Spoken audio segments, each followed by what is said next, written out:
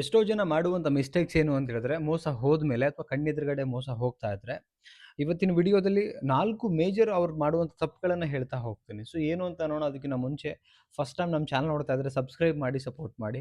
And counselling ಬೇಕು, ನನ್ನ ಜೊತೆ ಮಾತಾಡಬೇಕು ಅಂದರೆ ಸ್ಕ್ರೀನ್ ಮೇಲೆ ನಂಬರ್ ಹಾಕಿರ್ತೀನಿ, ಕಾಂಟ್ಯಾಕ್ಟ್ ಮಾಡಿ, ಕಾಲ್ ಮಾಡಿ ಆರ್ ವಾಟ್ಸಪ್ ಮಾಡಿ. ಬಟ್ ಕೌನ್ಸಿಲಿಂಗಿಗೆ ಚಾರ್ಜಸ್ ಇರುತ್ತೆ. ವಿಡಿಯೋ ಸ್ಕಿಪ್ ಮಾಡಬೇಡಿ. ನಿಮ್ಮ ಲೈಫಲ್ಲೂ ನೀವು ಇನ್ನೊಬ್ಬರಿಂದ ಮೋಸ ಹೋಗ್ತಾ ಇದ್ರೆ ಹೇಗೆ ಬಚಾವ್ ಆಗ್ಬೇಕು ಅನ್ನೋದನ್ನ ಹೇಳ್ತಾ ಹೋಗ್ತೀನಿ. ಓಕೆ.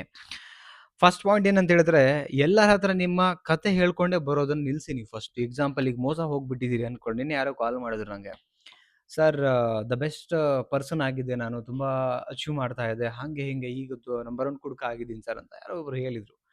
ನಾನು ಹೇಳೋದು ಏನಂತ ಹೇಳಿದ್ರೆ, ನಿಮ್ಮ ಪ್ರೀತಿ, ನಿಮ್ಮ ನೋವು, ಎಮೋಷನ್ಸ್ ಎಲ್ಲ ಓಕೆ, ಆದ್ರೆ ಆ ವ್ಯಕ್ತಿಗಳು ಯಾವಾಗ ನಿಮ್ಮ ಕಣ್ಣೆದುರುಗಡೆಗೆ ನಿಮಗೆ ಮೋಸ ಮಾಡ್ತಾರಲ್ಲ, ಅವರ ಬುದ್ಧಿವಂತಿಕೆಯಿಂದ ನಿಮ್ಮನ್ನ ಬಿಟ್ಟು ಇನ್ನೊಬ್ಬರೊಟ್ಟಿಗಿದಾರಂದ್ಮೇಲೆ ನಿಮ್ಮ ಬುದ್ಧಿವಂತಿಕೆ ಏನ್ ಮಾಡ್ತಾ ಇದೆ? ನೀವು ಕುಡಿಯೋದ್ರಿಂದ ಆ ವ್ಯಕ್ತಿ ಸರಿ ಹೋಗ್ತಾನ? ಈಗ ನಾನು ಹೇಳೋದೇನಂದ್ರೆ, ನೀವೇನೇ ಕುಡಿಯೋದು, ಕೆಟ್ಟ ಚಟಗಳಿಗೆ ದಾಸರಾಗೋದು, ಮತ್ತೊಂದು ಇನ್ನೊಂದು ಮಾಡಿದ್ರೆ ಅದರಿಂದ ಆ ಪ್ರಾಬ್ಲಮ್ ಪರಿಹಾರ ಆಗಬೇಕು. ಆಗಲ್ಲ ಅಂದ್ರೆ ಇದು ನಿಮ್ಮ ಏನದು ಸಮಾಧಾನಕ್ಕೆ ನೀವು ಮಾಡ್ಕೊಳ್ಳುವಂಥದ್ದು. ಅದಕ್ಕೆ ನೀವು ಎಲ್ಲಾರ ಹತ್ರ ಕಥೆಗಳನ್ನು ಹೇಳ್ತಾ ಹೇಳ್ತಾ ಸಮಯ ವೇಸ್ಟ್ ಮಾಡ್ಕೋತೀರಿ ಬಿಟ್ರೆ, ಹೋಗೋ ಸಮಯನ ನೀವು ಕ್ಯಾಶ್ ಮಾಡ್ಕೊಂಡು ನೀವು ನಿಮ್ಮ ಲೈಫಲ್ಲಿ ಬುದ್ಧಿವಂತರಾಗಿ ಯೋಚನೆ ಮಾಡ್ತಿಲ್ಲ ಅಂತ ಅರ್ಥ. ಅದಕ್ಕೆ ಮೋಸ ಹೋದ್ಮೇಲೆ ಅಥವಾ ಮೋಸ ಹೋಗ್ತಾ ಇದ್ರೆ ಕತೆ ಹೇಳ್ಕೊಂಡು ಕುತ್ಕೊಂಬೇಡಿ. ಪ್ರೆಸೆಂಟಲ್ಲಿ ಏನು ನಡೀತಾ ಇದೆ, ಹೆಂಗಿರಬೇಕು, ನೆಕ್ಸ್ಟ್ ಏನು ಮಾಡ್ಬೇಕು, ಇದ್ರ ಕಡೆ ನಿಮಗೆ ಕಾನ್ಸಂಟ್ರೇಟ್ ಇರಲಿ ಅಷ್ಟೇ ನಾನು ಹೇಳ್ಕೊಳ್ಳೋದು. ಬೆಟರ್ ಜಾಸ್ತಿ ನಾನು ಹೇಳಕ್ ಹೋಗಲ್ಲ.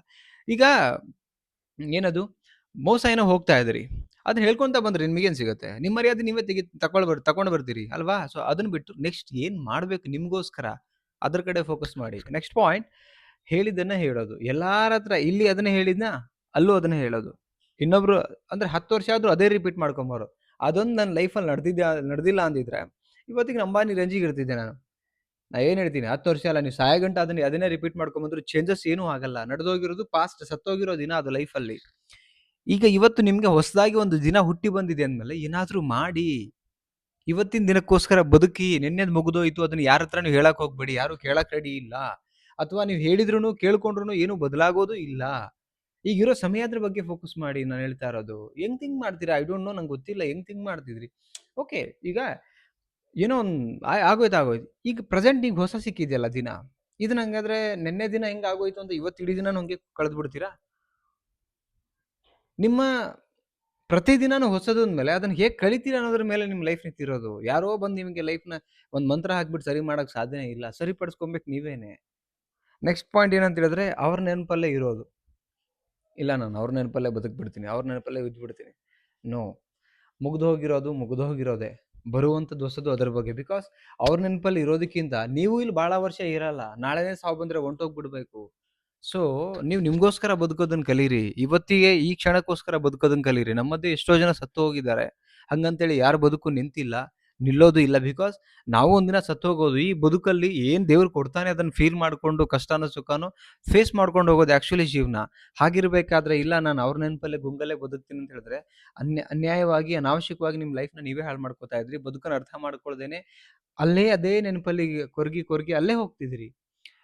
ಯಾಕೆ ಅಂದ್ರೆ ನಿಮಗೆ ಸಿಗೋ ಹೊಸ ಸಮಯ ಇನ್ಯಾರಿಗೋ ಕನಸಾಗಿರುತ್ತೆ. ನಿನ್ನೆ ರಾತ್ರಿ ಮಲಗಿರೋ ಎಷ್ಟೋ ಜನ ಬೆಳಗ್ಗೆ ಏಳೇಳ್ತಾ ಸತ್ತೋಗಿರ್ತಾರೆ. ನಿಮಗೆ ಇನ್ನೊಂದು ಅವಕಾಶ ಸಿಕ್ಕಿದೆ ಇಲ್ಲಿ ಬದುಕ್ಲಿಕ್ಕೆ ಅಂದ್ಮೇಲೆ ಯಾಕೆ ಅನಾವಶ್ಯಕವಾಗಿ ಯೋಚನೆ ಮಾಡಿ ಇರೋ ಲೈಫ್ನ ಹಾಳು ಮಾಡ್ಕೋತೀರ ಅಂತ ನನ್ನ ಒಂದು ಪಾಯಿಂಟ್ ಅಷ್ಟೇನೆ. ಓಕೆ. ಸೊ ನೆಕ್ಸ್ಟ್ ಪಾಯಿಂಟ್ ಏನಂದ್ರೆ, ಕೆಟ್ಟ ಚಟಗಳಿಗೆ ದಾಸರಾಗೋದು. ಎಷ್ಟೋ ಜನ ಮಾಡೋ ಮಿಸ್ಟೇಕ್ಸ್, ಮೋಸ ಆಯಿತು ಅಂದ್ರೆ ಕೆಟ್ಟ ಚಟಕ್ಕೆ ಹೋಗ್ಬಿಡ್ತಾರೆ. ಸಿಗರೇಟ್ ಸೇದೋದು, ಕುಡಿಯೋದು, ಅಥವಾ ಬೇರೆ ಇನ್ಯಾರ್ದು ಸಡನ್ಲಿ ಮೋಸ ಆಯಿತು ಅಂತ ಇನ್ನೊಬ್ಬರೊಟ್ಟಿಗೆ ಕನೆಕ್ಟ್. Note like that. ಆ ಥರ ಮಾಡಲೇಬಾರ್ದು. ಪ್ರಾಬ್ಲಮ್ ಆಯಿತು ಅಂದರೆ ಪ್ರಾಬ್ಲಮಿಗೆ ಪರಿಹಾರ ಸಿಗತ್ತಾ, ಆ್ಯಂಡ್ ಅದರಿಂದ ನಂಗೇನು ಸೈಡ್ ಎಫೆಕ್ಟ್ಗಳಾಗುತ್ತೆ. ನೀವು ಕುಡಿತೀರಿ, ಕುಡಿಯೋದ್ರಿಂದ ಡ್ರಗ್ಸು, ಇಂಜೆಕ್ಷನ್ನು, ಮಾತ್ರೆ, ಇದು ಯಾವುದರಿಂದನೂ ಕೂಡ ನಿಮಗೆ ನಾನು ಹೇಳೋದು, ಆ ಬಿಟ್ಟು ಹೋಗಿರೋರು ಮತ್ತೆ ಸರಿಯಾಗಿ ವಾಪಸ್ ಬರೋಕ್ಕೆ ಸಾಧ್ಯ ಇಲ್ಲ. ಅವ್ರಿಗೆ ಇಂಟ್ರೆಸ್ಟ್ ಇದ್ದರೆ ಅವ್ರು ಮತ್ತೆ ಸರಿ ಆಗ್ತಾರೆ, ಸರಿ ನಿಮ್ಮೊಟ್ಟಿಗೆ ಹೊಂದ್ಕೊಳ್ತಾರೆ. ಬಿಟ್ಟರೆ ನೀವು ಕುಡಿಯೋದ್ರಿಂದ ಯಾರೂ ಸರಿ ಹೋಗಲ್ಲ. ಬಿಟ್ಟರೆ ನಿಮ್ಮ ಆರೋಗ್ಯ ನೀವೇ ಹಾಳು ಮಾಡ್ಕೋತೀರಿ. ಅಲ್ಲಿದೆ, ಆ ಎಣ್ಣೆ ಕುಡಿದ್ರೆ ಏನಾಗತ್ತಪ್ಪ? ಯಾರೋ ಹೋಗಿರೋರು ಬರ್ತಾರೆ. ನಿಮ್ಮ ಸಮಾಧಾನ ಮಾಡ್ಕೊಳ್ಳೋಕೆ ಅವ್ರ ನೆನಪಲ್ಲಿ ಕುಡಿತಿದ್ದೀನಿ.